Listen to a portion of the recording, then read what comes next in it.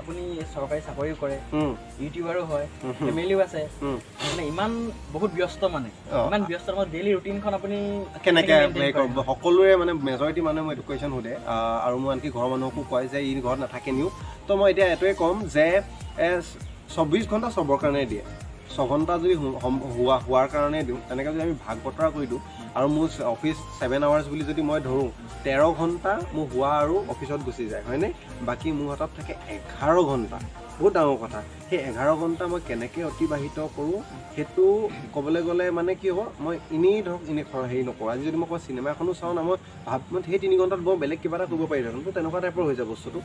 মনলৈ any time YouTube আহি থাকে শুব সময়তো মানে মই ভাল কিবা এটা চিন্তা কৰি শুব লাগে ভগৱানৰ নাম ল'ব লাগে বুলি ভাবোঁ কিন্তু মই সেইটো নলৈ পেলাই মই কি ভিডিঅ' নেক্সট দিম কোনটো দিম ক'ত যাম সেইটো আইডিয়া আহি থাকে তো আৰু এনেকুৱা হয় যে শনিবাৰ দেওবাৰ এতিয়া ছেকেণ্ড ছেটাৰডেত মই যিহেতু বিদ্যুৎ বিভাগত চাকৰি তো ছেকেণ্ড ছেটাৰডে থাৰ্ড ছেটাৰডে মোৰ অফিচ বন্ধ থাকে তো সেইখিনি সময় মই পাৰফেক্টলি ইউজ কৰোঁ মানে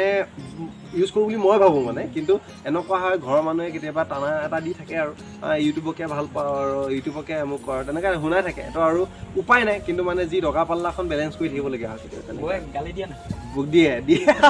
আচলতে গালি দিয়াটো দিয়ে মানে এনেকুৱা হয় কথাটো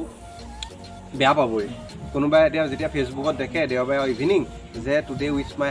হাজবেণ্ড আমুকত গ'লোঁ তো সেই বস্তুটো যদি বোলে তেখেতৰ নিজৰ হাজবেণ্ড যদি ক'ৰবাত ভিডিঅ' কৰি আহি পেলাই ঘৰলৈ পাহি তো ডেফিনেটলি মুখখন অকণমান ফুলাই থাকে আৰু কেতিয়াবা কিন্তু যদি মই 4 দিন ইউটিউবৰ কাৰণে ওলাই যাওঁ 5 নম্বৰ দিনটো মই পৰিয়ালক দিওঁ বা ইভাগেও মই সদায়তো মই অফিচ কৰি আহিতো মই ভিডিঅ'ৰ কাৰণে নাযাওঁ তো সেই সময়ছোৱা এতিয়া মই আজি আহিলোঁ আজি মই এঠাইলৈ যাবলগীয়া আছে কিন্তু মই কাইলৈ দিনটো মই পিছবেলা সময়কণ সম্পূৰ্ণ মই ফেমিলিক দিওঁ তো মই কেতিয়াবা কওঁ যে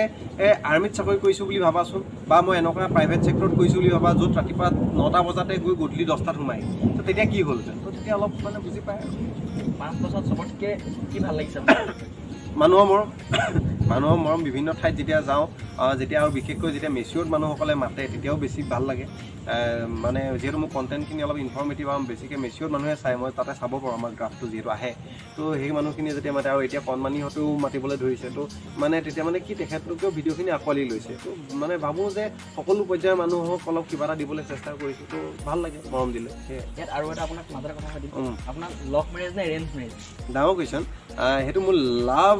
মেৰেজ বুলি মানে প্ৰথম চিনাকি মই কোনো ফেচবুকত নহয় প্ৰথম চিনাকি এৰেঞ্জে মোক খুৰাই দেখুৱাই দিছিলে তাৰ পাছত আৰু এবছৰমান মানে কোৰ্টশ্বিপ বুলি কয় এইটো যিটো আমাৰ বিয়া আগৰ পৰ্যায় সেইখিনিত মানে প্ৰেমটো হৈ গ'ল আৰু কিমান দিনৰ হয়নি কেতিয়া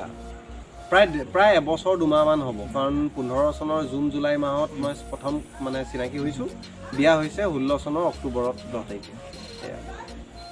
প্ৰায় এবছৰ 2 মাহ সেয়াই আৰু